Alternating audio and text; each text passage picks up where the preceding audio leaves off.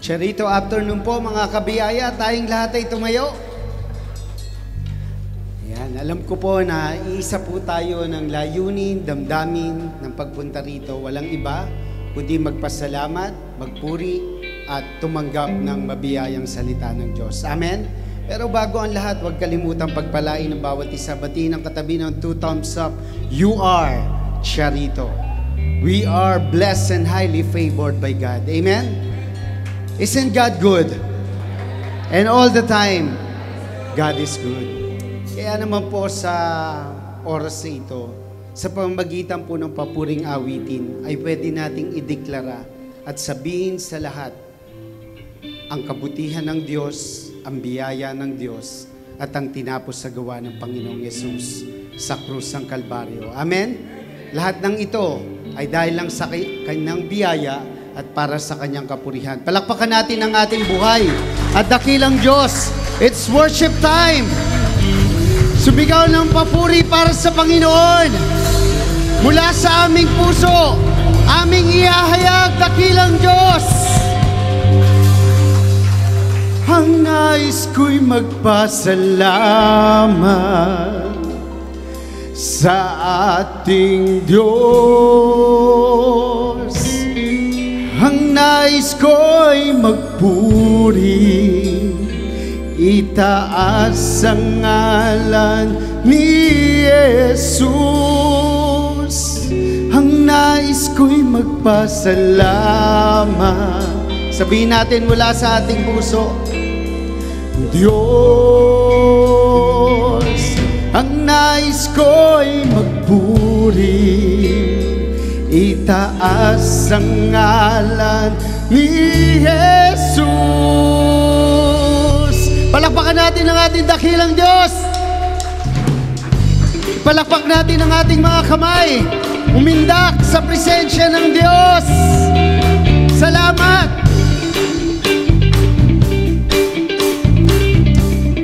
Sama-sama. Napakabuti ng ating Diyos, di siya nagbabago. Napakabuti ng ating Diyos, di siya nagkukulang. Itaas ang ngalan niya, lahat ng nilikha.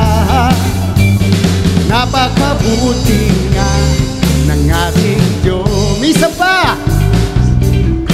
Woo! Purihin ka! Napakabuti ng ating Diyos, di siya nagbabago. Napakabuti ng ating Diyos, di siya nagkukulang. Kailanman, itaas ang nga, walang iba, lahat ng nilikha. Napakabuti nga ng ating Diyos. Ating ihayag, ang nais ko'y magpasalamat sa ating Diyos. Ang nais ko'y magpuri, itaas ang ngalan ni Jesus. Pasasalamat, ang nais ko'y magpasalamat. Salamat o Diyos. Ang nais ko'y magpuri, itaas ang ngalan ni Jesus. Pagkat napakabuti ng ating Diyos, di siya nagbabago. Napakabuti ng ating Diyos, di siya nagkukulang.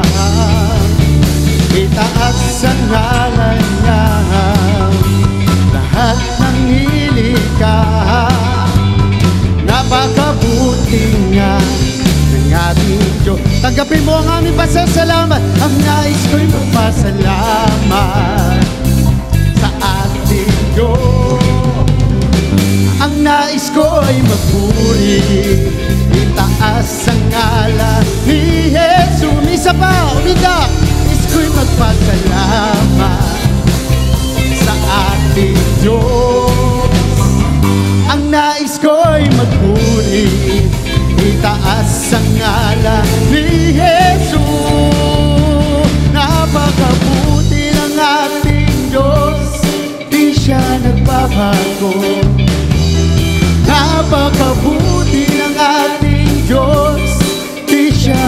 nagkukulang. Itaas ang O Jesus, lahat ng nilikha.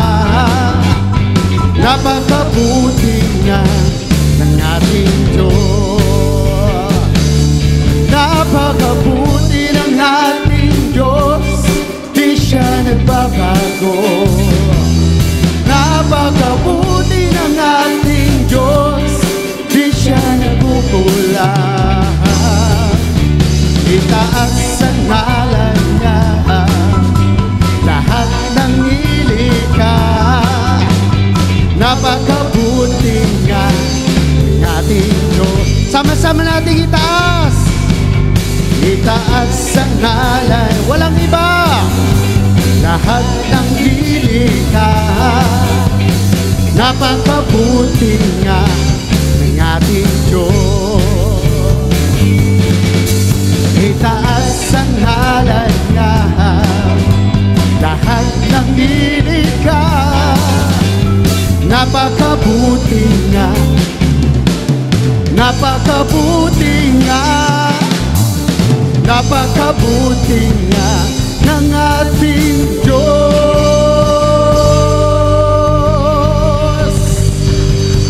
Salamat, Panginoon. Malakas sa palakpak pa para sa dakilang Diyos. Salamat, aming Ama. Lubos kaming humahanga sa tinapos mong gawa. Una, dahil sa iyong pag-ibig na ibinigay mo ang iyong kaisa-isang anak. At ikaw, Panginoong Jesus, inalay mo ang iyong buhay sa krus ng Kalbaryo.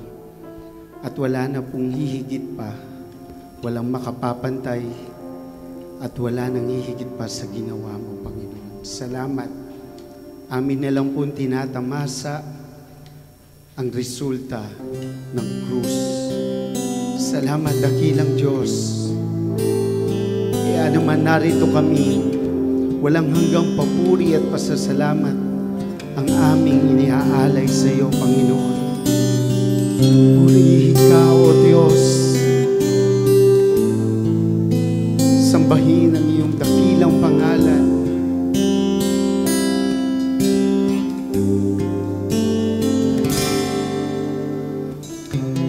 Pupurihin ka, O Diyos. Ang aming alay ay masamba. Kaluwalhatian, buong karangalan, kapangyarihan mo'y walang katulad. Pupurihin ka, O Diyos. Ang aming alay ay masamba. Kaluwalhatian, buong karangalan, kapangyarihan mo'y walang katulad. Ikaw ang tunay na Diyos, ika'y walang katulad, ika'y nag-iisa, ikaw lamang, wala nang iba. Sa iyo ang aming awit, dinggin ang aming tinig, isisigaw sa buong mundo. Ikaw ang tunay na Diyos, ika'y walang katulad, ika'y nag-iisa, ikaw lamang, wala nang iba. Sa iyo ang aming awit, dinggin ang aming tinig, isisigaw sa buong mundo. Ikaw ang tunay na Diyos, ika'y walang katulad, ika'y nag-iisa, ikaw lamang, wala nang iba. sa'yo ang aming awit, dinggin ang aming tinig, sisigaw sa buong mundo. Ikaw ang tunay na Diyos, ikaw ang tunay na Diyos, ika'y walang katulad, ika'y nag-isa, ikaw lamang, wala nang iba. Sa'yo ang aming awit, dinggin ang aming tinig, sisigaw sa buong mundo. Sisigaw sa buong mundo. Sisigaw sa buong mundo. Wala kang katulad, wala nang hihigit sa'yo. Wala kang katulad, wala nang papantay sa'yo. Ikaw ang Diyos noon pa man, maging ngayon at kailanman. Sa habang panahon, wala kang katulad, wala kang katulad, wala nang hihigit sa'yo. Wala kang katulad, wala nang papantay sa'yo. Ikaw ang Diyos noon pa man, maging ngayon at kailanman. Sa habang panahon, wala kang katulad. Sa huling pagkakataon, wala kang katulad, wala nang hihigit sa'yo. Wala kang katulad, nang papantay sa'yo. Ikaw ang Diyos noon pa man, maging ngayon at kailanman. Sa habang panahon, wala kang katulad. Ikaw ang Diyos noon pa man, maging ngayon at kailanman. Sa habang panahon, wala kang katulad. Ikaw ang Diyos noon pa man, maging ngayon at kailanman. Sa habang panahon, wala kang katulad.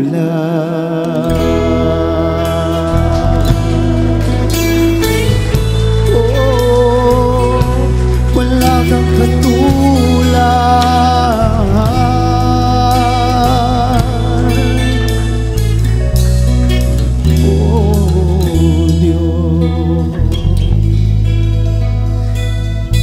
Salamat, Panginoon. Walang makapapantay sa iyo sa iyong tinapos mong gawa, Panginoon. Kaya naman ang aming puso ay punong-puno ng pasasalamat at pagdakila. Walang hanggang papuri sa walang hanggang na Diyos dahil sa iyong walang hanggang pag-ibig sa amin. Salamat po, pinagpala mo na ang bawat isa. Kinatagpo mo na kami, Panginoon. Salamat, dakilang Diyos, dahil walang ibang naitaas sa aming kalagitnaan kundi Ikaw lang, Panginoong Yesus. Sa iyo lahat ng papuri at pagsamba sa pangalan ng Panginoong Yesus. Ang lahat ng niligtas at pinagpala ng Diyos ay magsabi ng Amen. Malakas sa papuri para sa Panginoon. Hallelujah! Bago tayo umupo, sabihin mo sa katabi mo, mahal ka ng Diyos. Amen. Sa Diyos po ang papuri, tayong lahat ay makakaupo.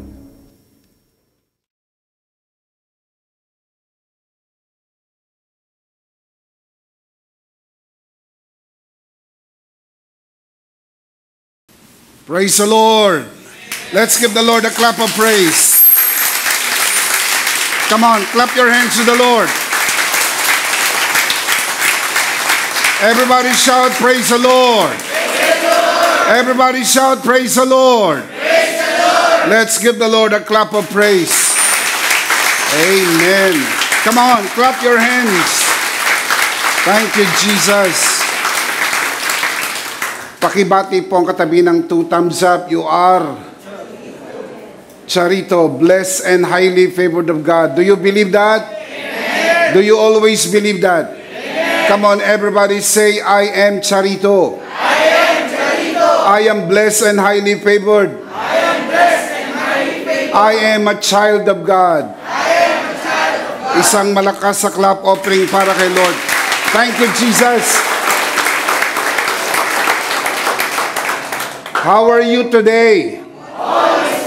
Are you happy today? Amen. Isn't God good? And all the time, God is good. Isang malakas sa clap offering para kay Lord. Thank you, Jesus. Magandang umaga mga kabiyaya sa lahat po na narito sa bulwagang ito at mga sa nanonood sa broadcast. Magandang umaga, magandang hapon, magandang gabi o anumang oras nyo napapanood ang broadcast po na ito. Ako po si Bishop Emmy, ito po ang worship online ng The Lord's Community at EMI Community. Maraming salamat po sa pagsama nyo po sa amin sa araw po na ito. If you are watching this broadcast for the first time, please like and follow us on Facebook. Over 100,000 people follow us on Facebook. Please join us and experience the difference.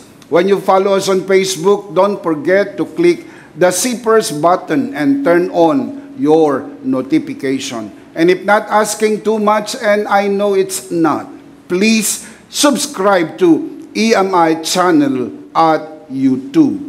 Meron po tayong bago sa social media platform para po sa mga kabiyaya po nating TikTokers. Kasama nyo na po si Bishop Emmy. Please follow Bishop Emmy on TikTok. Para po ito sa ating nuggets of grace. Pirasong biyaya para sa pang-araw-araw na buhay.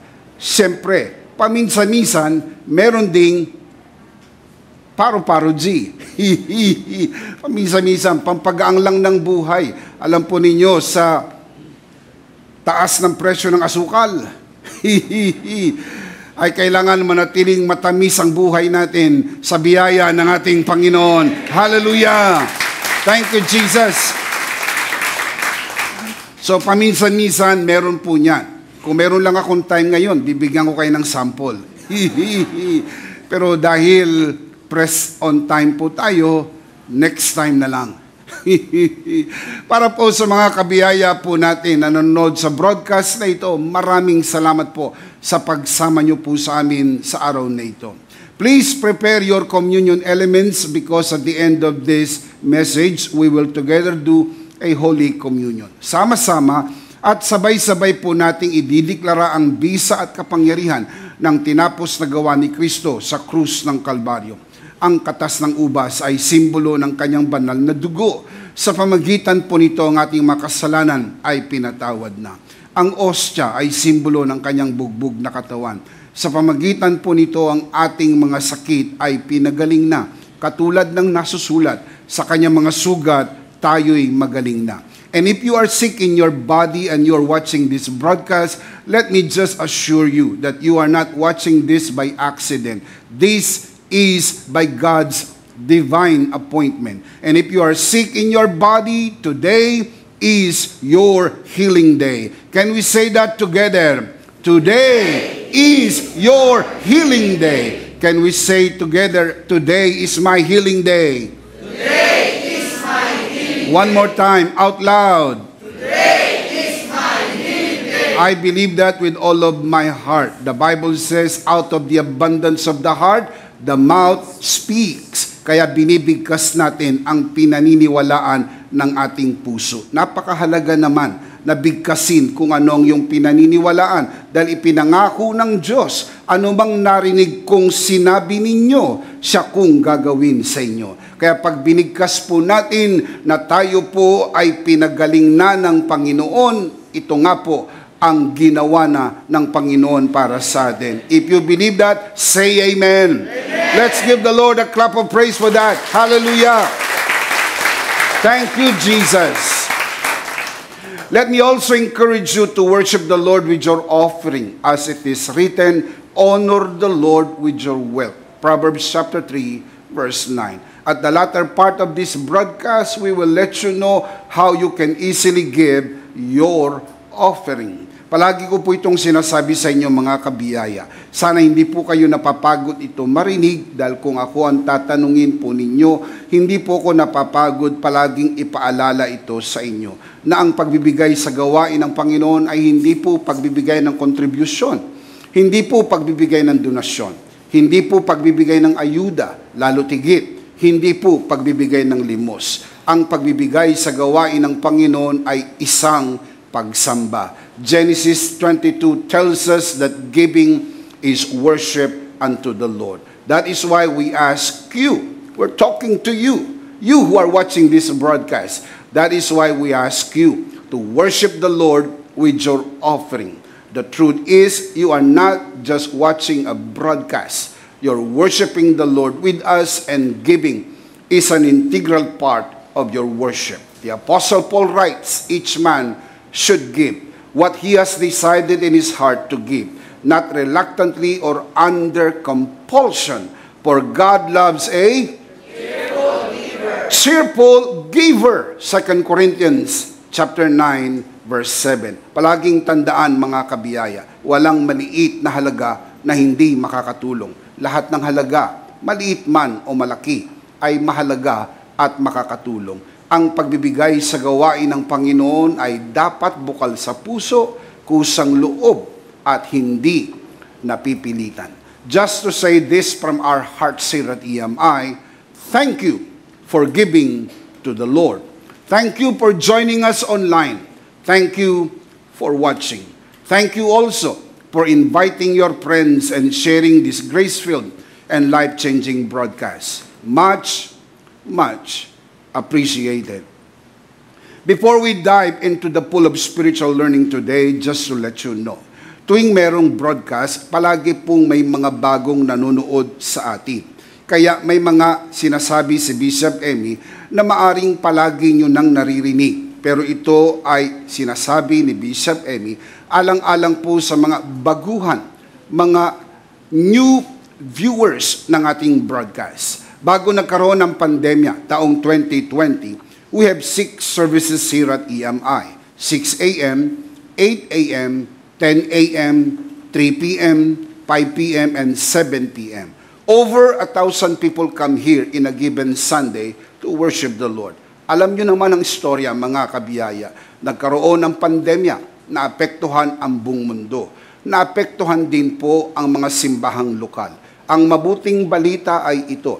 Unti-unti na pong bumabangon ang mga simbahang lokal para po sa on-site, face-to-face worship services. Ngayon po'y level 1 na tayo. Full capacity, mas maluwag at mas maraming upuan. More seats available. Baka naman maisipan mo nang magsimba, kabiyaya.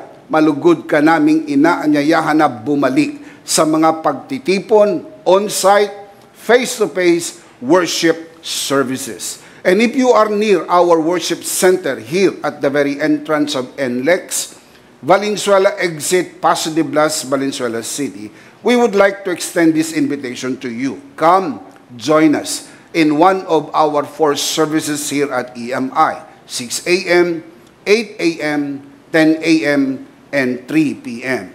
Come, join us, and experience the difference. Thank you so much for watching the broadcast. Thank you for joining us via online. Maraming salamat din po mga kabiyaya sa lahat ang naparito sa bulwagang ito para sama-sama nating sambahin ang Panginoon at tanggapin ang kanyang mabiyayang salita. Palakpakan po natin ang Panginoon.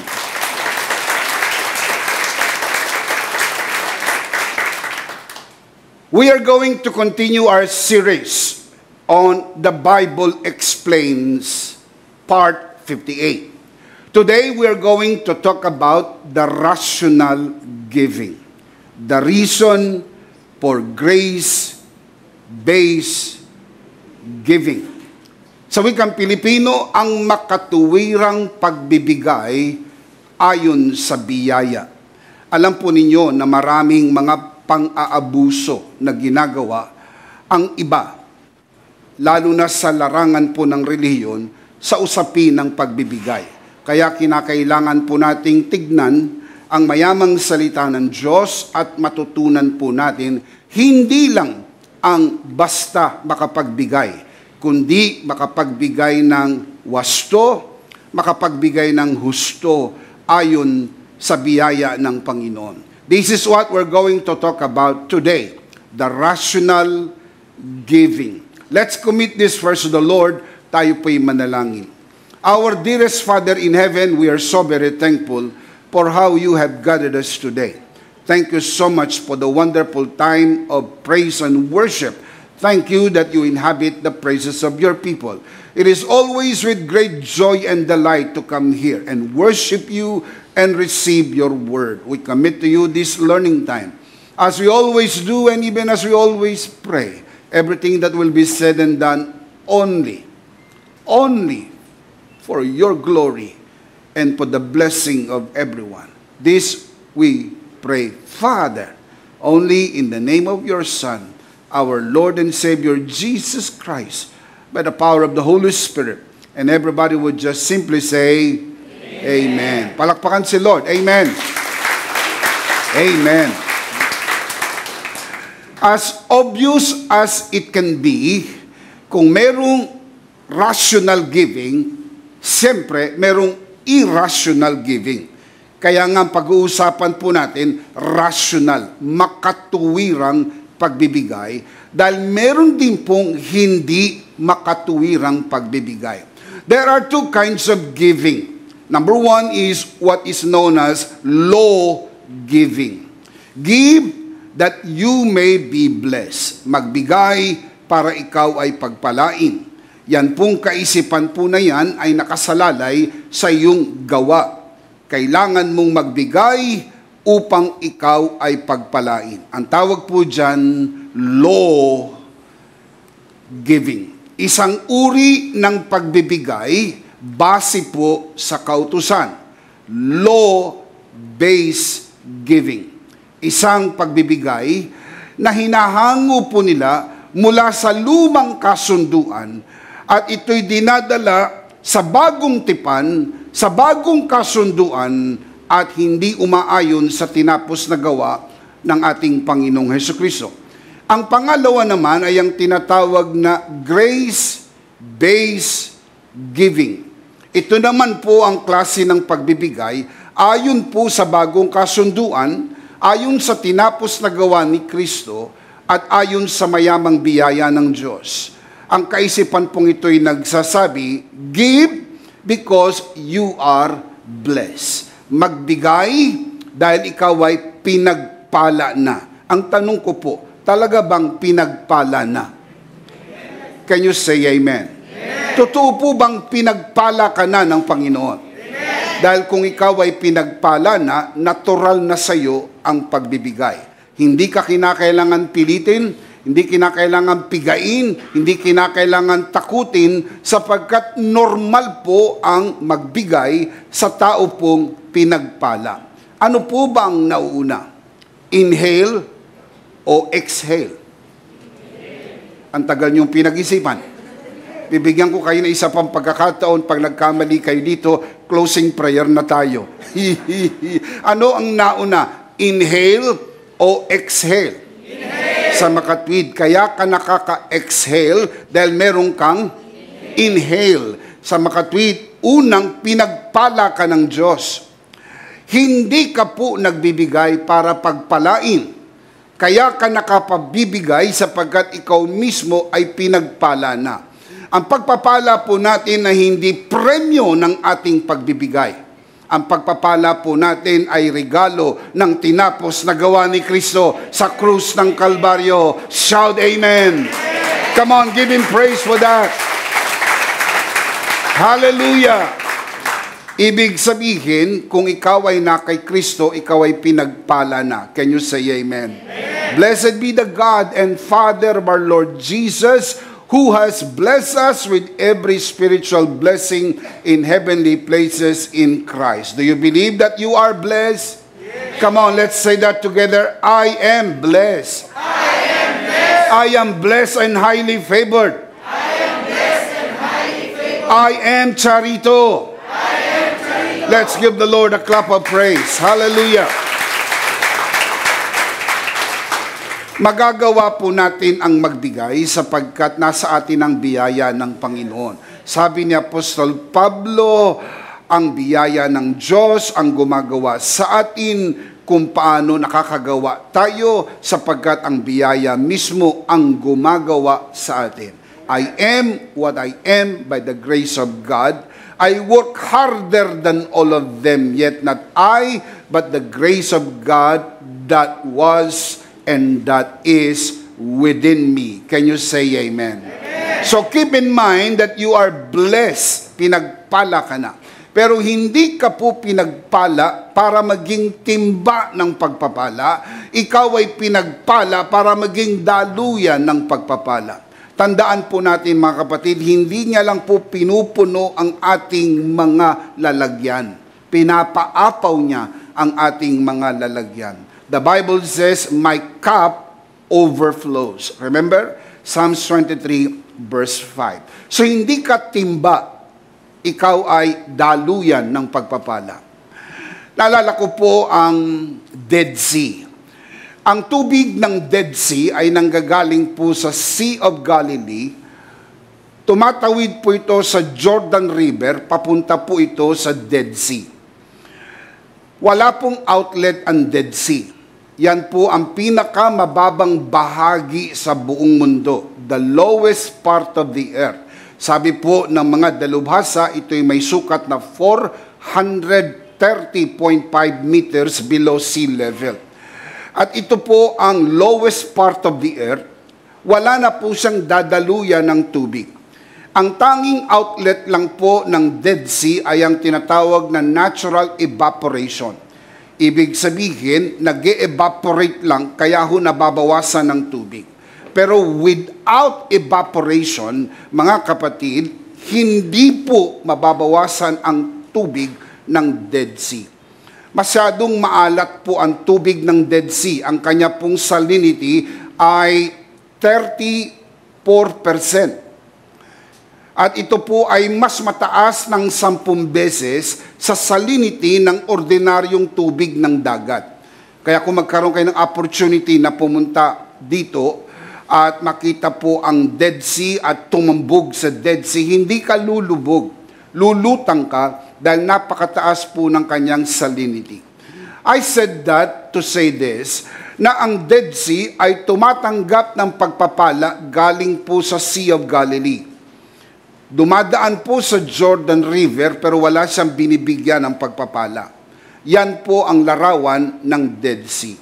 Ang implication po ng larawan na yan, the deadest thing in the world is when you do not share your blessing. Kapag ikaw ay tumatanggap ng pagpapala, pero hindi ka nagbabahagi ng pagpapala, ang tawag sa iyo, Dead Sea. Kaya ang tanong, Dead Sea ka ba? Bakit? Hindi ka kasi nagsishare.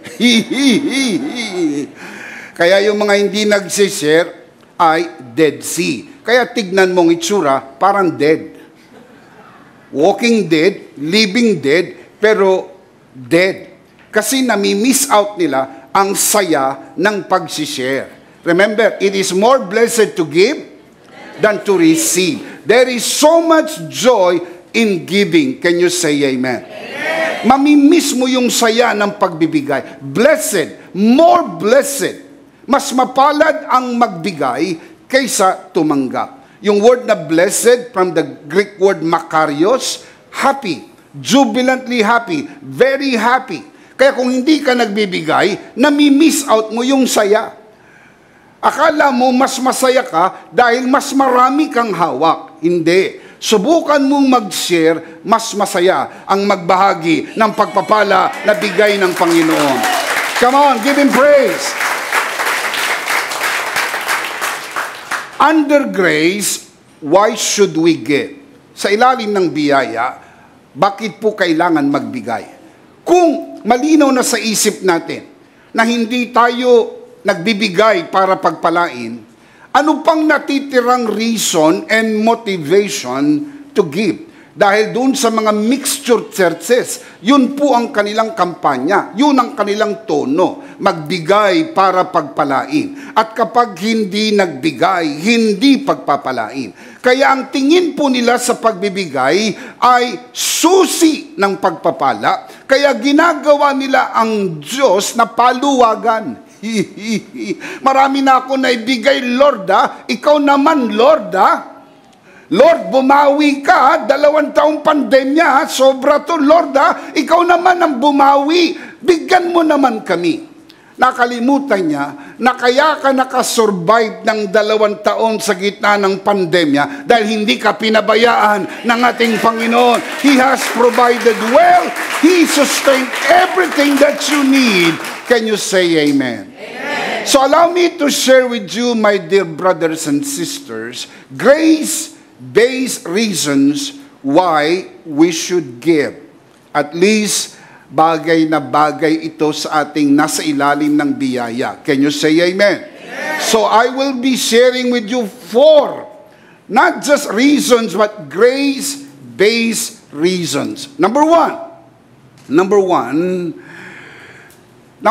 because giving is the surest way to test your heart. We should give because it is the surest way to test your heart.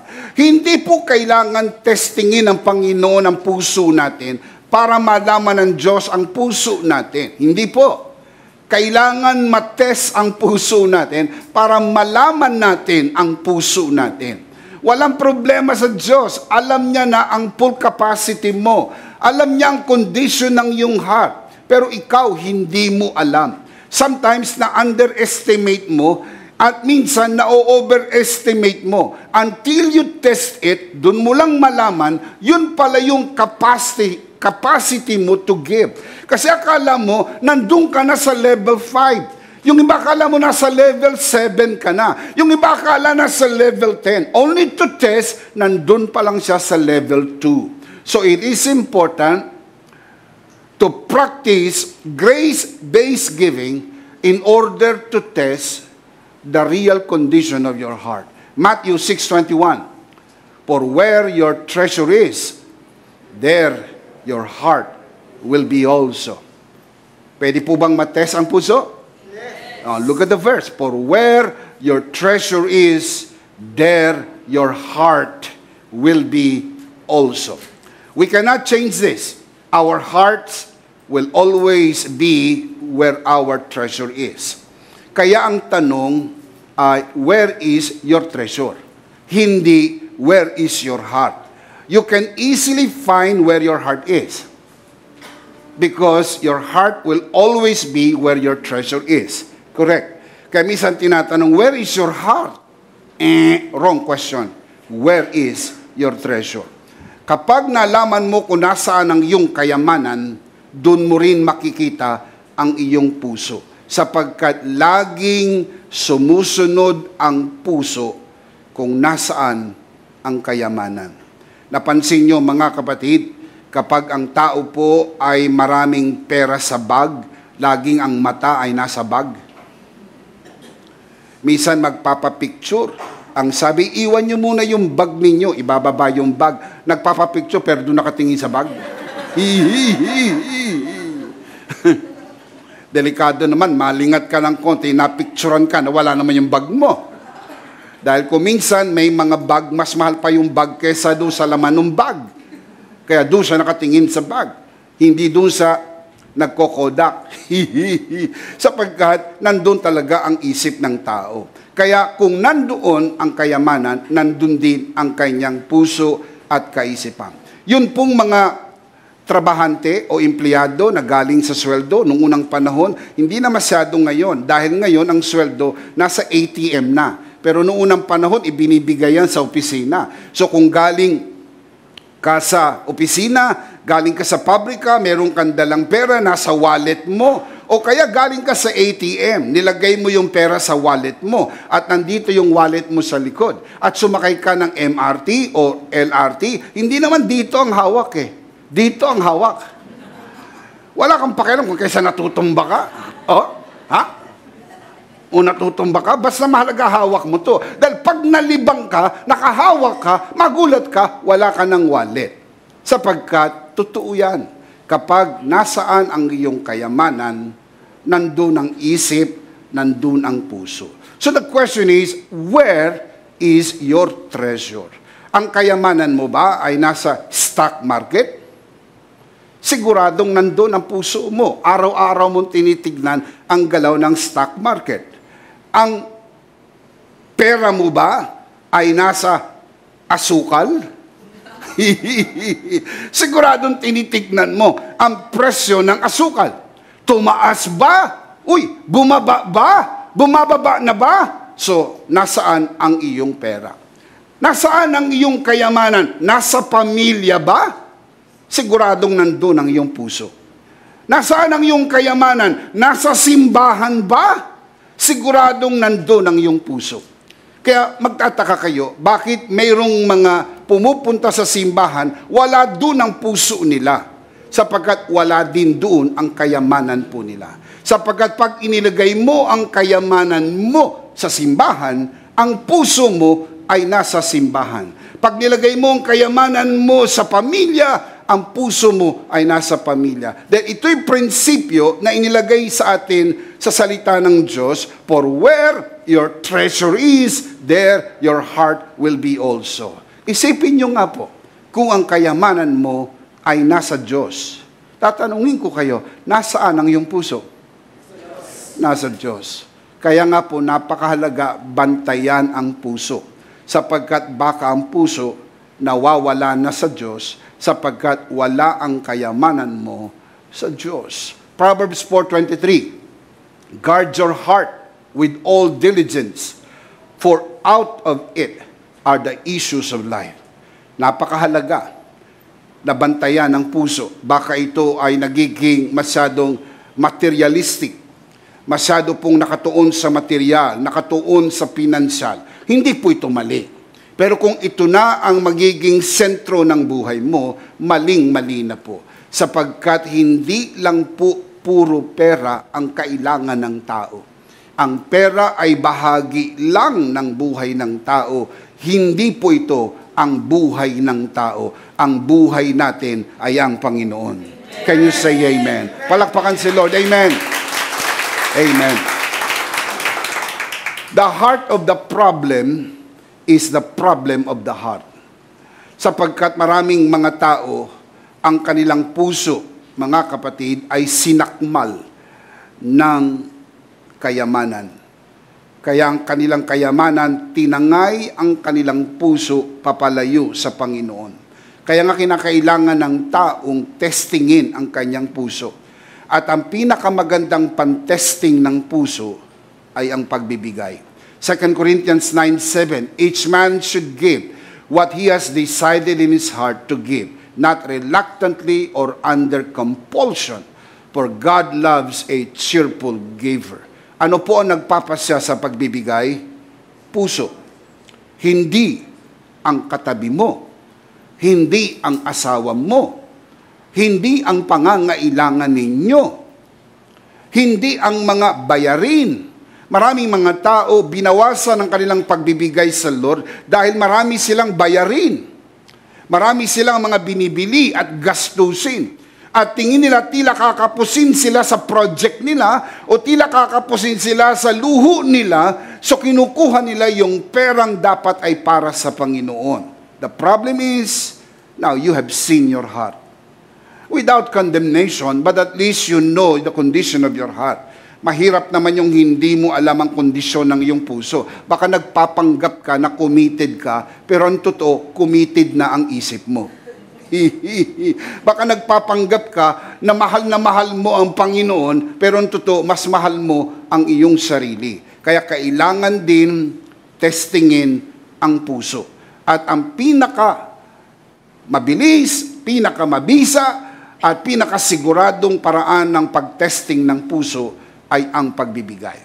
Number 1, it is the surest way to test your heart. Number 2, it is the easiest way to appreciate people. Giving is the easiest way, pinakamadali na paraan para mag-appreciate ng tao. Now, what do you do when you want to appreciate people around you? Let me give you an example. Na-appreciate mo yung service ng waiter. What do? You give tip. Bakit natural sa iyo ang mag-tip? Sabagat nasiyahan ka sa serbisyo niya. Nasiyahan ka, tuwan-tuwa ka, ang bait, ang galang, ang galing mag-serbisyo. Kaya sa sobrang katuwaan mo, na-appreciate mo yung service niya, binigyan mo ng tip. Anong ginawa mo? Doon sa nagpa-atras sa iyo, sa umatras na mamahaling sasakyan mo, na kung wala yung nagpapa-atras, baka nabangga ka sa likod. Ang sabi nung nagpapa-atras, kasya, kasya, kasya, kasya. Hindi mo naintindihan, parang sabi niya pala, akasya. May punong akasya. Nabangga ka. Samantalang naiwasan yun, dahil merong nagpapa-atras sa iyo. So ano ang gagawin mo? To appreciate that boy, or that girl, o kung sino man po ang tumulong sa iyo at that point, you give little. Sometimes, not much. Pero sa totoo lang, para doon sa tao po na yon, malaking bagay po yon. Hindi dahil sa halagang ibinigay mo. Yung akto ng pagbibigay is an act of appreciation. Can you say amen? Amen. In Mark chapter 14, mababasa niyo po ang istorya na in-appreciate ni Mary Magdalene si Jesus sa pamagitan po ng kanyang service at sa pamagitan ng kanyang giving. Ang ibinigay po niya ay talagang napakagandang serbisyo. Best service. Hinugasan niya ang paa ni Jesus ng kanyang luha. Pinunasan ng kanyang buhok at hinalikang paulit-ulit. Binuhusan po niya si Jesus ng mamahaling pabango. Hindi po Johnson's Baby Cologne. Mamahaling pabango. Nang sabi sa storya, ang halaga ng pabango ay 1 taong sweldo. Walang panghihinayang ibinigay niya sapagkat inappreciate niya si Jesus sa ginawa ni Jesus sa buhay niya. Giving is the easiest way to show your appreciation. Very important that we learn that. Now, look at the story. Mark chapter 14, verse 3, following verses. While he was in Bethany, he, referring to Jesus, reclining at the table in the home of a man known as Simon the leper, a woman came with an alabaster jar of very expensive perfume. Not just expensive, very expensive perfume. Later on, malalaman nyo kung magkano ang presyo ng pabango. Made of pure nard, she broke the jar and poured the perfume on his head. Verse 4. Some of those present were saying indignantly to one another, "Why this waste of perfume?" Nagalit yung mga taong nandun, indignantly Kasi yung indignant, galit Nagalit yung mga taong nakakita. Ang sabi, anong pagsasayang ito? Sayang ang pabango para ibuhos lang. Nangihinayang yung mga nanonood. Nangihinayang yung mga meron.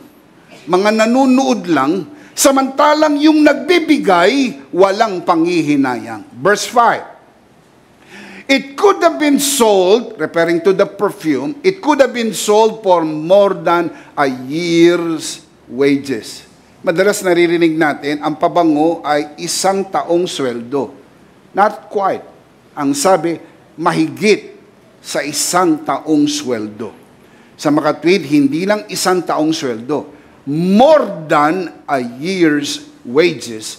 and the money given to the poor, and they rebuke her harshly. Wow! Maganda ang kanilang layunin, na ang napagbilhan ng pabango ay ibigay sa mahihirap. Now, look at the last line. They, the people there, rebuke Mary harshly.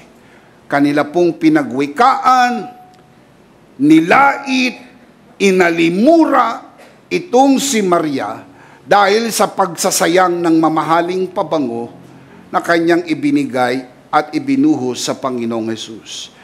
Yung ginawa ni Maria ay appreciation niya kay Jesus. Now, look at verse 6. How did Jesus react? Paano siya nag-react doon po sa mga meron, yung mga nanunood at nangihinayang? Verse 6, leave her alone. Jesus said, leave her alone, said Jesus. Why are you bothering her? She has done a beautiful thing to me. Na-appreciate ba ni Jesus? Yes. Yun pong akto ni Maria, nagustuhan ni Jesus. Imagine, sabi ni Jesus, huwag niyo siyang pakialaman. Leave her alone. Ang ginawa niya ay maganda sa akin. Nagustuhan ko ito. Payagan niyo siya. Na, kailan ba naging mali i-appreciate ang mga taong gusto mong i-appreciate gamit ang sarili mong pera? Kailan niya naging mali? Hindi po yan mali. Kailan nagkaroon ng pakialam ang mga tao kung paano mo gagamitin ang pera mo to appreciate the people in your life? Wala ho silang pakialam. Pera mo yun. Kung paano mo yun gagastusin to appreciate people around you, it's your call. It's Mary's call. At sabi ni Jesus, maganda yung ginawa niya. Maganda yung ginawa niya. Now, look at verse 7. The poor you will always have with you, and you can help them anytime you want.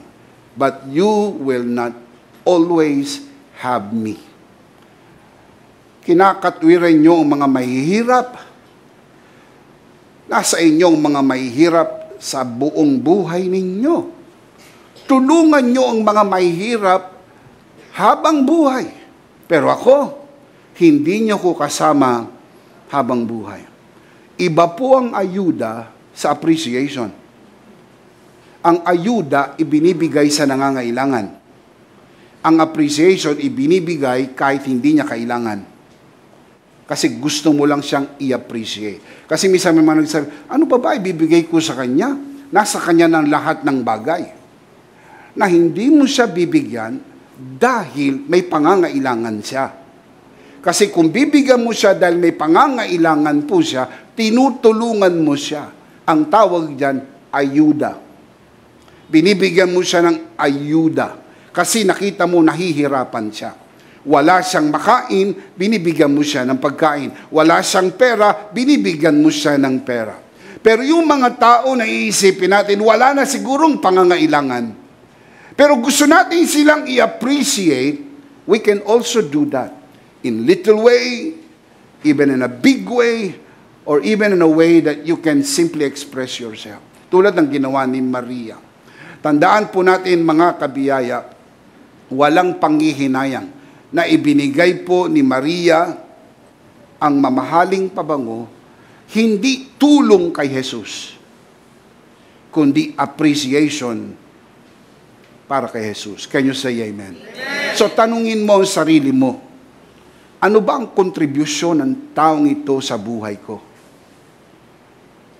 Kapag nasagot mo ang tanong na yan, you can begin to appreciate that person. Ano ba ang nagawa niya sa buhay ko? Kayo lang makakasagot nun. Kasi tatanungin ko kayo, may nagawa ba si Jesus sa buhay ni Maria? Yes. Natatandaan niyo po yung kwento, nahuli si Maria sa akto ng pakikipig. Tinapon sa kanyang paanan at gustong batuhin ng mga tao. At sinabi ni Jesus, sino man sa inyo ang walang kasalanan, ang unang bumato. Na bago ang buhay ni Maria, nang matagpuan niya yung biyaya ng Diyos, nang naigawad sa kanya ang biyaya ng Diyos, kaya na-appreciate niya. Kung wala po si Jesus sa tagpong yun, patay na siya. Ayon sa batas ni Moises, sino mang nahuli sa akto ng pakikapid ay dapat batuhin hanggang mamatay. And yet she was given a brand new beginning. She was given a brand new life. Isang bagong buhay, bagong simula. Kaya na-appreciate niya yun. Kaya walang panghihinayang. Hindi kaya yung mga nanghihinayang ay sapagkat hindi sila nakaka-appreciate? Totoo po yun. Sapagkat yung mga nanghihinayang, sayang ang pabango, sayang ang pabango, sayang ang pabango. Sabi ni Jesus, leave her alone. She has done so beautiful to me. Payagan niyo siya. In short, ano ba pakialam niyo? Pera niyo ba yan? Ano ba pakialam niyo? Ina-appreciate ako ng babaeng ito dahil sa nagawa ko sa kanyang buhay. Leave her alone. Tanungin mo ang sarili mo, sino ang mga tao sa paligid ng buhay mo na you need to appreciate in life? Hindi mo binibigyan ang mga ito dahil nangangailangan ng tulong. Baka nga totoo, mas magaang pa ang buhay nila kaysa sa iyo. Pero minsan sa maliliit na mga bagay, just to appreciate. Minsan may nag-abot kay Pastor Joe ng isang bayabas na malaki. Appreciate po namin yon. Sapagkat hindi dahil, mga kapatid, hindi kami makabili ng bayabas. Si Pastor Joe ay kayang bumili ng puno ng bayabas.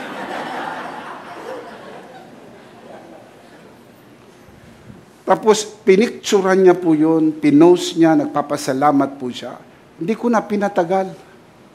Hiniwa ko na agad. At alam nyo, isinabay ko sa sukang Iloko. Oh, sarap. Isa lang. Pero, nag-enjoy kaming dalawa. Lalo na kung dalawa.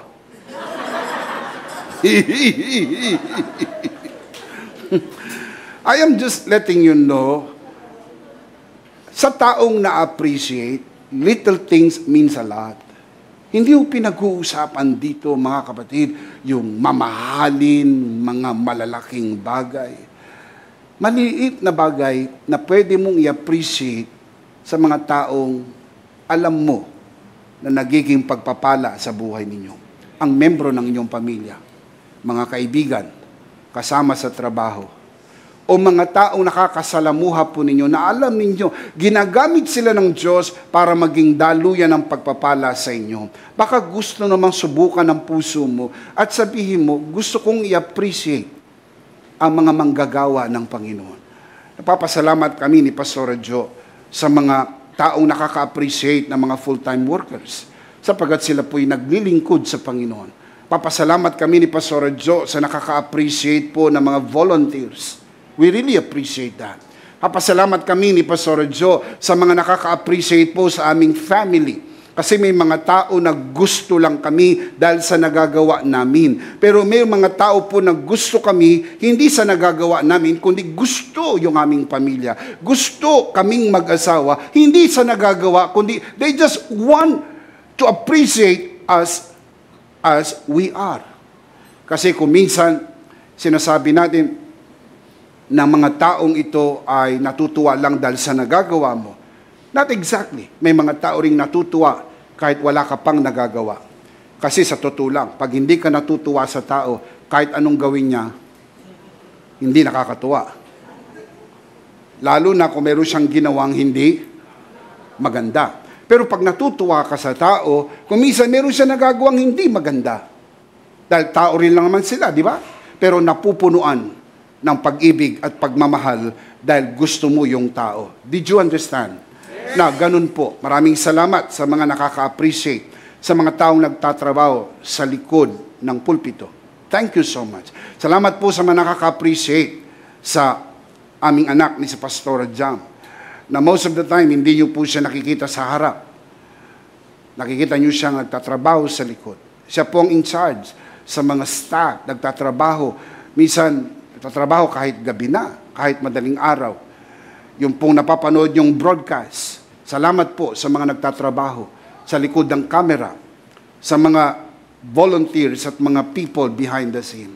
Kaya ko po ito sinasabi sapagkat para maintindihan po natin na hindi nyo kailangan hintayin ang Pasko para sila i-appreciate. Hindi nyo kailangan hintayin yung birthday nila para i-appreciate. Kung minsan may mga nagdadala ng maliliit na bagay, may nagdala ng bato kay Pastor Joel. Ang sabi niya, ano po ito? Gusto ko lang sabihin sa iyo, ikaw ay pusong bato.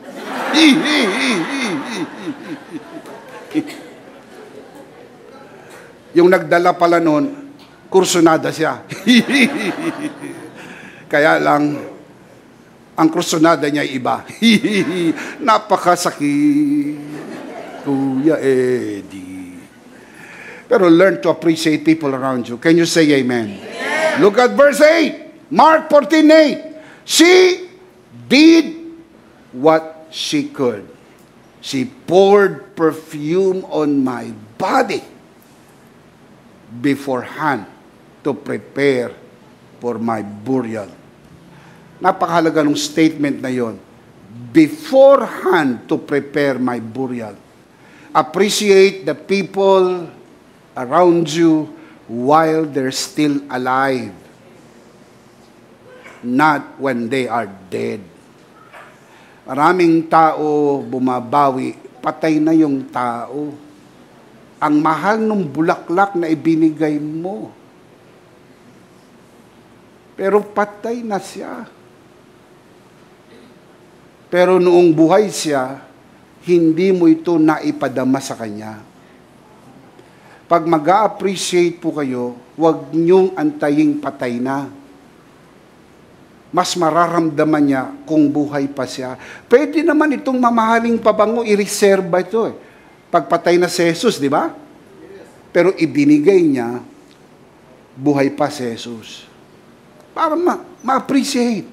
Kaya nga sa ibang bansa, practice na nga po yung tinatawag na memorial service pag ang tao mamamatay na eh.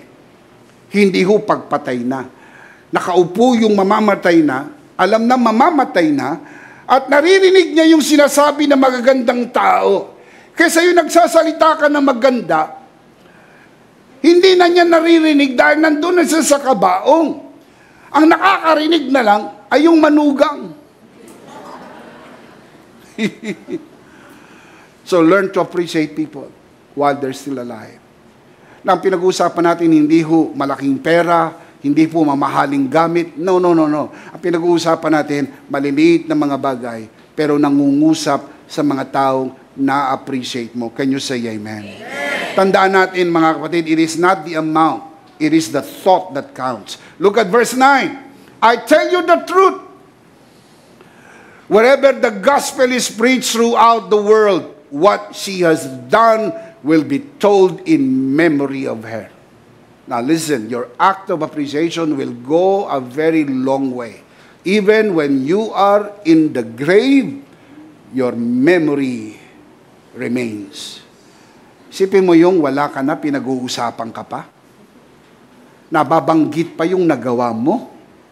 Iniistorya ka pa kung paano mo siya napasaya, kung paano mo siya na-appreciate. Like this story, na hanggang ngayon, ang tagal ng panahon hanggang ngayon, pinag-uusapan pa natin si Maria at sa binuhos niyang pabango. Tandaan po natin, any act of appreciation na pwede mong gawin sa mga taong gusto mong i-appreciate ay tatagal kahit wala ka na. Ang halaga na iyong ibinigay ay hindi dapat ihambing sa iba, kundi sa kakayahan mong magbigay. I'm sure there are people there who can give more than what Mary gave. Do you agree with me? Na may mga tao doon na kayang magbigay ng mas mahal na pabango kaysa sa kapasidad ni Mariang magbigay. Do you agree with that? Yes. Sa paligid noon, yung may-ari ng bahay, na si Simon, siya po yung nag-imbita ng malaking hapunan. Kaya niyang magbigay ng pabango, mas mahal kaysa binigay ni Maria. Kaya hindi mo dapat ikumpara. Sapagkat ang comparison ay hindi ho sa ibang tao, ang comparison yung kapasidad mong magbigay. Huwag mo husgahan ang tao sa laki ng kanyang ibinigay, kung hindi mo alam kung gaano kalaki ang ginawa sa kanya. Malaki po ba ang ginawa ng Panginoon sa buhay ni Maria? Yes! Kung kaya't naging magaang sa kanya ibigay ang malaki. Maaring maliit sa iba, pero para sa kanya, malaki na. Can you say amen? Amen? Giving is the easiest way to say thank you. Minsan sinasabi natin thank you. Pero minsan kahit walang salita, sa pamagitan ng pagbibigay, you are saying thank you. Galatians chapter 6 verse 6. Galatians chapter 6 verse 6. Anyone who receives instruction in the word must share all good things with his instructor. Again, anyone who receives instruction in the word must share all good things with his instructor. Bakit sinabi ito ni Apostol Pablo? Sapagkat kapag may nagtuturo po sa inyo at natututo po kayo, nababago ang inyong buhay, gumaganda ang antas ng inyong buhay, sabi ni Apostol Pablo, huwag nyo namang kalimutan i-share ang mabubuting bagay na nakuha ninyo dahil sa mga natutunan ninyo at ang buhay nyo'y umunlad. Sinasabi ko po ito dahil ang EMI is connected with over 1,000 pastors. Mga nanonood sa broadcast po na ito, learn to appreciate your pastors. Sapagkat sila po'y nagpapagal, nananalangin, nag-aaral, naghahanda ng mensahe upang ibahagi po sa inyo. Sabi na Apostol Pablo, share all good things with your instructor. Now, look at this sa wikang Pilipino. Baka ho kasi Ingles hindi malinaw para sa iba. Tagalogin natin. Ang nagtuturo ng salita ng Diyos ay dapat bahaginan ng mga pagpapalang tinatamasa ng mga tinuturuan. Malinaw po ba sa Tagalog? Yes. Ulitin ko po. Ang nagtuturo ng salita ng Diyos ay dapat bahaginan ng mga pagpapalang tinatamasa ng mga tinuturuan. Now, ang mga mensaheng tulad dito, sabihin natin self-serving. Sinasabi niyan dahil pastor kayo. Hindi po. Kahit hindi ako pastor, sasabihin ko rin ito. At sinasabi ko to dahil ako po'y pastor ng mga pastor. Hindi ko po ito sinasabi para sa aking kapakinabangan. Sinasabi ko po ito para sa kapakinabangan ng mga pastor na pinapastoran, ino-oversee ni Bishop Emmy. Sapagkat sa totoo lang mga kapatid, we must learn to appreciate them. Kung minsan meron silang itinatakdang buwan, October daw, narinig ko na appreciation month para sa mga pastor. Sino nagtakda nun? Hindi ko alam kung sino naka-invento nun. Pero hindi mo kailangan intayin yung appreciation month. At saka masyado naman, once a month lang. Hindi mo ba kayang gawin yan once a week? Hindi mo ba kayang gawin yan as often as you can? Kailangan lang maging legalistic tayo? Parang Pasko lang pwede magbigay? Legalism? Pwede bang magbigay kahit hindi Pasko? Yes. Pwede bang araw-araw ay Pasko? Yes. You see? Wala ka na sa legalismo. Hindi mo kailangan antayin. Antayin natin yung birthday niya para tayo makapagkaloob. Antayin natin yung anniversary nila. Antayin natin yung araw na ito. Hindi po. Pag sa araw na yun, feel mo, you want to appreciate, little things means a lot on that point. Minsan, hindi po yan malaki kumpara sa iba. Pero ang mapagpalayang katotohanan, hindi mo kailangan ikumpara. Ikaw ay maaring magpahayag ng iyong appreciation. Can you say amen? Amen. 1 Timothy chapter 5 verse 17. The elders, the Greek word is presbyteros, a pastor. The elders or pastors who direct the affairs of the church well are worthy of double honor, especially those whose work is preaching and teaching. Double honor. Ano ibig sabihin ng double honor? Dobling parangal. Alam niyo po ang salin sa English, double honor. Ang Greek word na ginamit po dyan, diplos timei. Diplos timei. Diplos, double, timei, pay. I'm not making this up. May mga scholar naman na nanonood sa broadcast na ito. You may want to check this out. Diplos time. Diplos, double. Time, pay. Natignan niyo ang salin ng today's English version. Same verse. 1 Timothy chapter 5 verse 17. The elders who do good work as leaders should be considered worthy of receiving what? Double pay. See, double pay. You see, ang mga verse na tulad nito, mga kapatid, ilan lang ito, para po ito sa mga pastor. Gusto nyo pang kunin sa amin. Pag ang verse para sa inyo, natutuwa kami. Pero pag ang verse para sa amin, hindi kayo masyado natutuwa. Sobra naman kayo. Pinagpapaumanhin na lang namin kayo. Ba't gusto nyo ba lahat ng verse sa Bible para sa inyo? Ikaw na nanonood sa broadcast na ito. Oh. Lahat ba ng verse ay para sa inyo? Hindi mo ba matanggap na meron ding verse para sa amin? Oh. Ano bang gagawin natin dito? Burahin natin to? Lagyan nyo ng liquid paper? Magpanggap kayo na hindi totoo ang verse na to? At sabihin mo, hindi ko gusto yung verse na yan? Ano ka, may pinipili ka? May kinikilingan ka? Hindi ka serbisyong totoo? Huwag ganyan. Pag ang verse, ang tinutukoy ay para sa iyo, ang kinin mo. Pag yung verse ay para naman po sa pastor, ipagpasalamat natin. Sapagkat sila po ay kaloob ng Panginoon sa iglesia ng ating Panginoon. Sila'y biyaya ng Panginoon. Amen? Oh. So I did not make this up. Diplos time. Oh, mga Greek scholar dyan, you can check this out. Double pay. Especially those who work hard at preaching and teaching. Now, look at this from the Living Bible. Pastors who do their work well should be paid well and should be highly appreciated. Oh, powerful. Not just appreciated. They should be highly appreciated. Alam nyo, maraming mga taong nakatulong sa inyo, pero ang tulong na nagawa po nila ay hindi tatagal ng walang hanggan. Pero ang tulong na naitulong sa inyo ng mga matapat na pastor na nagturo ng salita ng Diyos at ang kanyang mayamang biyaya ay dadalhin nyo hanggang sa kabilang buhay. You must learn not to appreciate but highly appreciate. Especially those who work hard at both preaching and teaching. I love this verse. And I'm sure you pastors do also. At naiintindihan ko na may mga taong tumataas ang kilay, nagsasalubong ng kilay, bigyan kita ng blade, mag-ahit ka ng kilay.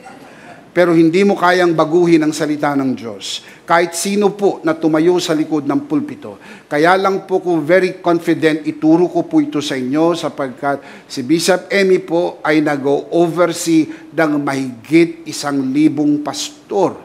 Meron po tayong 12 Pastors Academy. Tinuturuan ni Bishop Emmy ang mga pastor. Kaya tinuturuan ko naman ang mga membro. I-appreciate nyo ang inyong mga pastor. Huwag nyong konsumihin. Tignan nyo, ang nipis na ng buhok niyan. Tignan nyo yung iba po, puti na ang buhok na konsumi. Learn to appreciate them. Make them happy. Pasayahin nyo sila. Sapagkat kung masaya sila, malusog sila. Kung malusog sila, haba ang buhay nila. Pag mahabang buhay nila, mas matagal pa nila kayong mapaglilingkuran. Learn to appreciate. Pagka nag-sermon sila, sabihin mo, Pastor, salamat sa sermon. Sapul na sapul ako. Pero salamat pa rin sapagkat alam ko, kinakausap ako ng Panginoon. Nagmi-minister ang Diyos sa akin. Shout amen. Amen. Appreciate those who do well. And the Bible says it is an act of appreciation. Number 1, it is the surest way to test your heart. Number 2, it is the easiest way to appreciate people. Number 3, it is the simplest way to imitate God. Pinakasimpleng paraan para gayahin ng Diyos. God is a giver. God is a blesser. The very beginning, pinagpala ng Diyos ang unang mga tao, si Adan at si Eva. So sa tuwing ikaw ay nagbibigay, ginagaya mo ang Diyos. Sa tuwing nagbe-bless ka ng mga tao, you are acting like God. You are imitating like God. Because God is a giver and the devil is a taker. Laging tandaan, ang Diyos nagbibigay, ang dyablo nangunguha. Kaya yung nangunguha ng nangunguha, dyablo. Bishop, nasa Bible ba yan? Of course. John 10:10. The thief comes to steal and kill and destroy, but I came to give life. Life in all its fullness. Ang dyablo, kuha ng kuha. Kaya yung mga wala nang ginawa kundi manguha ng manguha, ay dyablo. Pero ang Diyos, bigay ng bigay. And it is important that when you give, every time you give, you imitate God. Sa tuwing ikaw ay nangunguha, lalo na yung hindi naman sa'yo, kinukuha mo yung para sa Lord, para sa Kanya. Ibinibili mo ng gamit mo. Binibili mo ng pangsarili mo, ay para sa Kanya yon. Merong para sa'yo, merong para sa Lord. Yung para sa Lord, kinuha mo. Yan po ay hindi tama. Kasi nangunguha ka ng hindi sa'yo. Pero yung sa'yo na, ibinibigay mo pa, yan po ay paggaya sa Diyos. Let me show you the verse because this is important. Ephesians 5:1 and 2. Imitate God. See, nasa Bible, imitate God. Therefore, in everything you do, because you are His dear children. The question is, how do we do that? How do we imitate God? Verse 2 tells us, look at verse 2, live a life filled with love, following the example of Christ. So you imitate God by following the example of Christ. He loved us and offered, meaning gave. He gave Himself as a sacrifice for us, a pleasing aroma to God. So every time you give, you imitate God. Every time you take, you imitate the devil. Ulitin ko, sa tuwing nagbibigay ka, ginagaya mo ang Diyos. Tinutularan mo. Sa tuwing nangunguha ka, hindi naman sa'yo, you imitate the devil. So, sino ang iyong ginagaya? It's your call.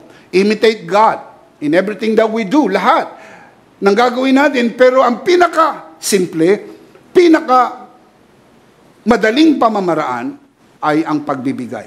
Sa tuwing nagbibigay ka, sabi mo, I want to bless you. Sabi, anong nagawa ko para bigyan niyo po ako ng ganitong pagpapala? Wala, gusto lang kita i-bless. Para minsan sabihin natin, Lord, anong nagawa ko para pagpalain mo po ako? Wala. Gusto lang kitang i-bless. Sapagkat ang puso ng Diyos naghahanap ng outlet na gusto niyang i-bless. Merong kaming kasamang pastor sa Full Grace Philippines, nakalaro lang nilang ng basketball. Yung mayaman na tao, nakalaro lang nilang ng basketball. Pagkatapos silang maglaro, nalaman pastor siya, at ang sabi sa kanya, bibigyan kita ng lupa. Kulat siya, bakit? Yun ang nilagay na peno sa puso niya. Naibigay na yung lupa. Tapos meron naman nagsabi, bibigyan kitang pagpapatayo. Ngayon, tinatayo na yung kanyang church. Galing sa kung saan man, hindi niya ini-expect. Remember, we discussed the unusual blessing? Kaya kang pagpalain ng Diyos. Kasi yun lang po yung paraan ng mga tao nakakaintindi, gusto kong gayahin ng Diyos. Nalapitan ng isang tao for no reason, gusto lang kita i-bless. Walang dahilan. Wala kang nagawang mabait, wala kang nagawang mabuti. Gusto lang kita i-bless. Masama ba yun? Tinatanong ko kayo, kung mayroong lalapit sa inyo at sabi, gusto ko kita i-bless. Ano sabi mo? Wag, utang na loob, wag. Di ba? May lumalapit sa'yo at sabi, gusto ko tayo i-bless. Ano sasabihin mo? Bless me more! Bless me more! Why? Sapagkat giving is an act of blessing and you are imitating God. Amen? 1 John chapter 2 verse 6. Anyone who says he is a Christian should live as Christ did. The question is, how did Christ live? He lived a life of giving. He is the epitome of giving because He gave His life. Kaya wala nang dadaig pa sa ipinakita ng Panginoon Jesus. Can you say amen? Amen? So God is a giver and God's children should be givers too. We should imitate God. We should imitate our Savior, the Lord Jesus. We should be givers. Dapat ang mga anak ng Diyos ay givers, hindi takers. Dahil lahat ng meron tayo ay biyayang bigay ng Diyos. Lahat ng nai-enjoy natin ay kaloob ng Diyos. finally, I'll close with this. Number 4, it is the highest form of worship to God. Giving is the highest form of worship to God. In the Bible, giving is always associated with worship.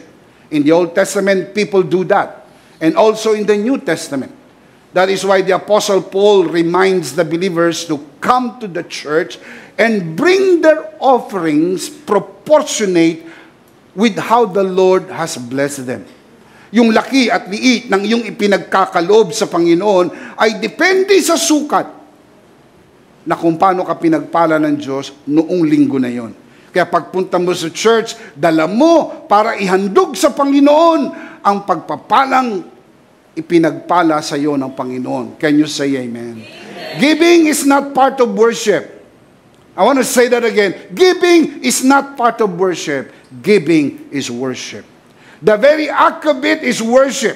You can worship the Lord in a different platform. You can worship the Lord via online. You can worship the Lord via on-site. Yun pong online at saka on-site, platform lang po yun. Pero you cannot change the truth that every time you give to the Lord, you worship.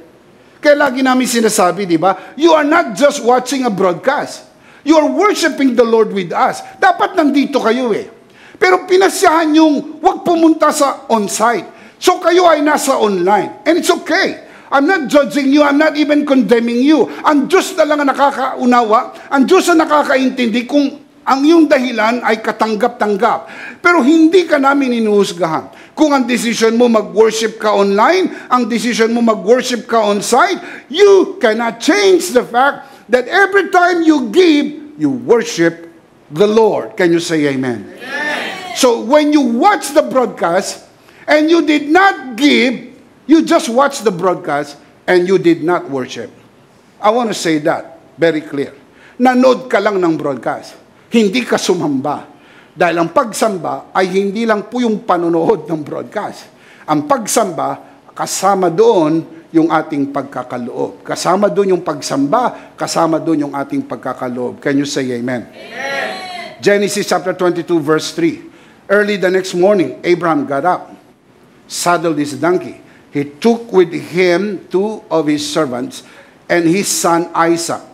When he had cut enough wood for the burnt offering, he set out for the place God had told him about. Verse 4.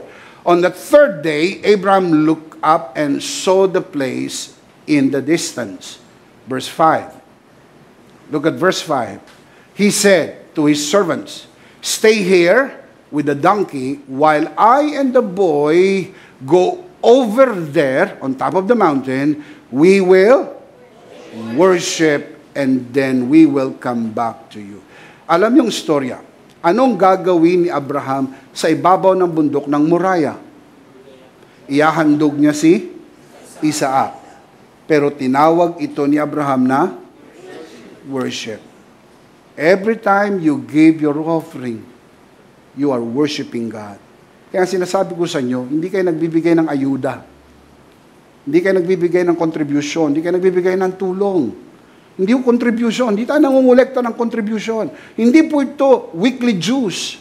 Hindi po ito contribution ng organisasyon ninyo. Hindi po. This is worship. Kapag dumaan sa inyong offering bag at kayo ay naglagay ng offering po ninyo from your heart, you are worshiping the Lord. You are just saying, I worship you with my offering. The same with Abraham. I worship you with this offering. And Abraham gave the best of his offering sapagkat wala nang pinakamahalaga sa kanya kundi ang kanyang anak. Giving is not part of worship. Giving is what? Worship. It is worship unto the Lord. Interesado po ba ang Diyos sa pagsamba? Yes. Interesado rin ang Diyos sa iyong pagkakaloob. Ang totoo niyan, tinitignan ng Diyos ang iyong pagkakaloob. I'll show you. Mark chapter 12 verse 41 following verses. Jesus sat down near the collection box. Saan mo po si Jesus? Malapit sa collection box in the temple and watched as the crowds dropped their offering. So kung yan yung offering box, umupo si Jesus sa tabi ng offering box, tinitignan niya ang mga taong naguhulog. Now imagine, Imagine niyo na tinitignan ng Panginoon ang iyong inuhulog and watch as the crowds drop their money. Many rich people put in large amounts. Verse 42, then a poor widow came and dropped in 2 small coins. So may dumating na mga mayaman, naghulog ng napakaraming pera. May dumating na balo, naghulog ng 2 kusing. Verse 43, Jesus called his disciples to him and said, I tell you the truth, this poor widow has given more than all others who are making contributions. Interesting. Yun pong inilaglag ng mga mayayaman, hindi ho pumalo sa level ng worship. Saan lang po pumalo? Contribution. Look at this. This poor widow has given more than all others, yung mga mayayaman who are making contributions. Yung mga naghulog ng maraming pera, they are just making contributions. Yung iba pa nga dyan, minaminus pa nila sa tax nila sa government. Tapos binibigay po nila, ang feeling nila, sila po ay nakasamba sa Panginoon. Iba po yung offering, iba po yung contribution. If you want to give contribution to the work of God, fine. Pero iba po yung you are giving offering to God, it is not a contribution. Now look at the verse, verse 44. For they, the rich people, gave a tiny part of their surplus. But she, referring to the poor woman, she, poor as she is, has given, give me the next word, everything she had to live on. You do not compare your offering with others' offering. Compare your offering with your capacity to give. Kita mo yung iba, uy, ganun lang binigay niya, mas malaki ang binigay ko. No, huwag mo ikumpara yung offering mo sa iba. Ikumpara mo yung offering mo sa kapasidad mo magbigay. Dahil, bari nakita mo ibinigay niya, halimbawa, 500. Sabi mo, 500 ang binigay niya. Pero para sa kanya, napakalaki na nun. Ramdam niya na yun.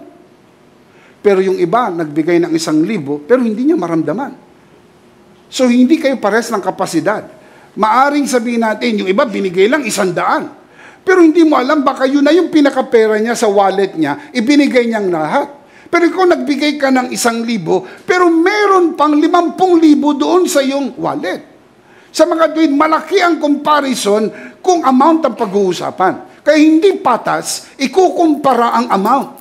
Hindi ginawa ni Jesus yun. Jesus did not compare the amount. Now look at the verse again. Mark 12:44. For they gave, the rich people gave, a tiny part of their surplus. Ano yung surplus sa Tagalog? Sobra o mga tira-tira. But the poor woman, poor as she is, has given everything. Now, look at the contrast between two givers. Hindi po ikinumpara ang halaga, maingat po ko rito, hindi kinumpara ang halaga. Hindi po tayo nagkukumpara ng halaga. Yung mga mayayaman, mas malaki talaga ang may bibigay dahil mas marami silang pera. Hindi malaki ang may bibigay ng mahirap dahil wala silang maraming pera. Pero pag itinapat mo na yan sa Panginoon, hindi yung halaga ang nagmamatter. Ano yung nagmamatter? Look at the contrast. Meron 2 kinds of givers. A surplus giver and an all-out giver. A surplus giver gives a tiny part of his excesses. Yung mga sobra na lang. Yung pagbinigay niya, hindi niya mararamdaman. Sobra lang eh. Kumbaga, ang laki nga. Kasi ang laki ng kanyang pondo, kahit magbigay siya ng 10,000, hindi niya ramdam. Bakit? 200,000 kinikita niya sa isang buwan eh. Pero yung tumatanggap, laki, 10,000. Nalalakihan ka na sapagkat may mga membro kang nagbibigay ng 500 lang, may mga membro kang nagbibigay ng 1,000 lang, may mga membro nagbibigay ng 100 o 20 pesos, 50 pesos. Then all of a sudden, someone gave to the church 10,000 pesos. Wow, ang laking offering nito. Ang tingin natin, wow, ano na to? Lumba-lumba. Grabe na tong offering na to. Hindi ho. Kung magiging matapat ang tao na yan, hindi yung 10,000 dapat niya ibigay. 20,000 ang dapat niyang ibigay sapagkat kumikita po siya ng 200,000 kada buwan. The thing is that maraming mga tao ang kino-compare yung halaga. Kaya may mga pastor na natutuksong mamulitika. Tinitignan nila ngayon yung mga big givers at tinitignan nila yung mga small-time givers. Pero kay Jesus hindi. Hindi niya kinumpara yung halaga. Ang kinumpara niya yung dalawang puso. Puso ng surplus giver at yung puso ng all-out giver. Ano po ang puso ng all-out giver? Mga kapatid, ang all-out giver ay nagbibigay everything important to him. Yung mahalaga sa iyo. Kung kaunti lang ang pera mo, tapos nakapagbigay ka pa, grabe na yon. Sabi ng Panginoon, you are an all-out giver. Kasi sa totoo lang, may rason ka nang hindi magbigay, di ba? May rason ka na hindi magbigay. Sabi mo, Lord, hindi ako makapagbigay. Ito nga, pera na ito ay pagkain pa namin mamaya. Pero dahil gusto ko magbigay, gusto kitang sambahin, Lord, bahala na po kayo sa amin mamaya. At totoo naman, hindi ka pababayaan ng Panginoon at ipoprovide niya lahat ng iyong pangangailangan. Amen. Yun pong surplus giver out of obligation. Yun pong all-out giver out of worship. Kahit sa Old Testament, ang mga mayaman, ang mga binibigay po nila ay baka. Bakit? They can give that offering. Pero yung mga mahihirap, hindi po sila in-exclude. Pwede silang mag-offer sa Panginoon kahit kalapate. Ibig sabihin, yung lang abot ng kanilang makakaya. Yung pong kaya ng malaki, yung kaya ng maliit, pag isinamba sa Panginoon, tinatanggap ng Panginoon bilang pagsamba sa ating Panginoon. Amen! Now, let me close by saying this. When you give, people ask how much you gave, while the Lord asks how much is left. Ang sukat ng iyong ibinibigay ay ayon sa sukat ng itinitira mo, hindi yung ibinibigay mo. You can give more, pero how much is left? You can give less, but how much is left? Dalawang kusing, bakit lumaki? Sapagkat wala nang natira. I'm telling you this to let you know, sa grace-based giving, walang condemnation. Sa grace-based giving, you understand the beauty of His grace, and you can give voluntarily as an act of worship to the Lord. Can you say amen? Amen. Let's see them again. 4 grace-based reasons why we should give. Number 1, it is the surest way to test your heart. Number 2, it is the easiest way to appreciate people. Number 3, it is the simplest way to imitate God. And number 4, it is the highest form of worship to God. What is the big idea? I am a grace-based giver. Now, why I say that? Bishop, hindi ako grace-based giver pa. Maybe. I'm not condemning you. I'm not judging you. You who are watching this broadcast. But I am affirming this truth. Maybe you are not yet a grace-based giver. But I am affirming the fact that you can be a grace-based giver. Because the truth is you can test your heart. You can appreciate people around you. You can imitate God and you can worship God by your grace-based offering. And if you can do this, and I know you can, you are a grace-based giver. So what is a grace-based giver? The one who can test the heart, the one who can appreciate people, the one who can imitate God, and the one who can worship God by his offering. So what is the big idea? One more time. In Christ, I am a grace-based giver. In Christ, I am a grace-based giver. Are you in Christ? Amen. So you are a grace-based giver. Of course, we do not want to end the broadcast without giving you the opportunity to receive Jesus today. Receive His grace and become a grace-based giver from this day forward. Kung nais mong tanggapin ang Panginoon Jesus sa iyong puso bilang Panginoon at sarili mong tagapagligtas, sumunod ka sa panalangin ng pagtanggap. Tayo po'y manalangin. Taas natin ang ating dalawang kamay. Samahan po natin ang ating mga bisita sa mga nanonood sa broadcast po na ito. Tayo manalangin. Panginoong Hesus, ako po'y makasalanan. Hindi ko kayang iligtas ang aking sarili. Ako'y mapapahamak nang hiwalay sa iyo. Narinig ko po ang mabuting balita. Ako po'y naniniwala. Tinatanggap kita sa aking puso bilang aking Panginoon at sariling tagapagligtas. Sa pangalan ng Panginoong Hesus, maraming salamat po. Pinatawad mo na ang aking mga kasalanan. Isinulat mo na ang aking pangalan sa aklat ng buhay. Sa pangalan ng Panginoong Hesus, Amen. Ako na lang po mananalangin, Ama, sa oras na ito, tinataas ko po sa harapan ng sino mang sumunod sa panalangin ng pagtanggap. Pinagkakatiwala ko po sila sa iyong kagandahang loob na sila ay lumago sa biyaya at sa bagong natagpuang pananampalataya. Sa pangalan ni Jesus, tayo po'y magsabing, Amen and Amen. Palakpakan si Lord. Amen.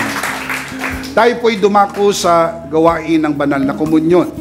Please get your communion elements and let's do this together, mga kabiyaya.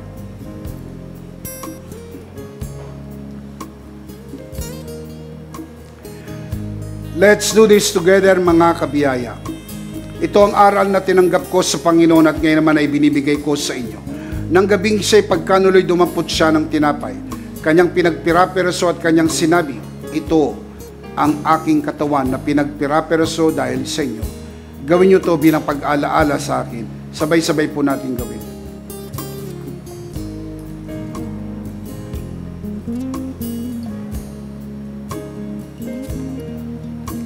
Gayun din naman matapos magapunan ay kanyang inawakan ng saro at kanyang sinabi, ito ang saro ng bagong tipan na pinagtibay ng aking dugo.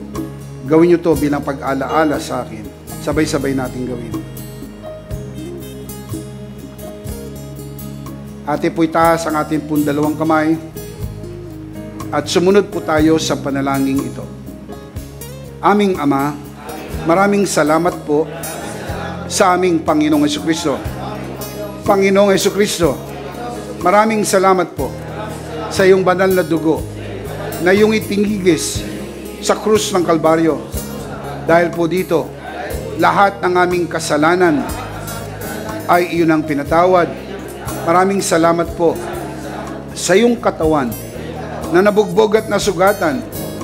Dahil po dito, lahat ng aming sakit ay iyon ang pinagaling.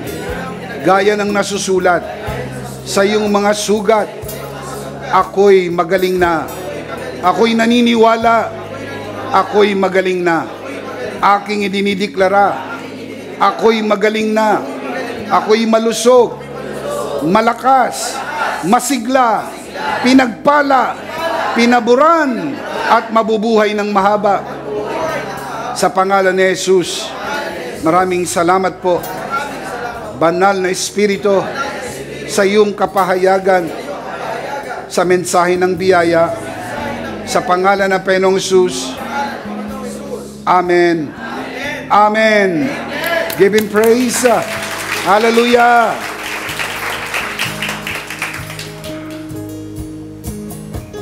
Minsan pa, palakpakan natin ang Panginoon. Hallelujah. Thank you, Jesus. Ano po ang big idea? Malakas, sabay-sabay. In Christ, I am a grace. In Christ, I am a grace-based giver. Are you in Christ? So what are you? A grace-based giver. Last of all, let me speak to your heart, you who are watching this broadcast. If this broadcast has blessed you, and if not asking too much, I would like you to bless this ministry with your love offering, so that together we can reach the world with a message of full grace. And from the bottom of our hearts here at EMI, we would like to say thank you for giving to the Lord. We'll see you next Sunday, purposely on site, but definitely we'll see you again online. Ako po si Bishop Emmy, kasama po si Pastora Jo at ang kabuuan ng The Lord's Community at EMI Broadcast. Maraming thank you. Stay a bit for more announcement. Stay safe, stay blessed, stay connected. Always remember, in Christ, you are Charito.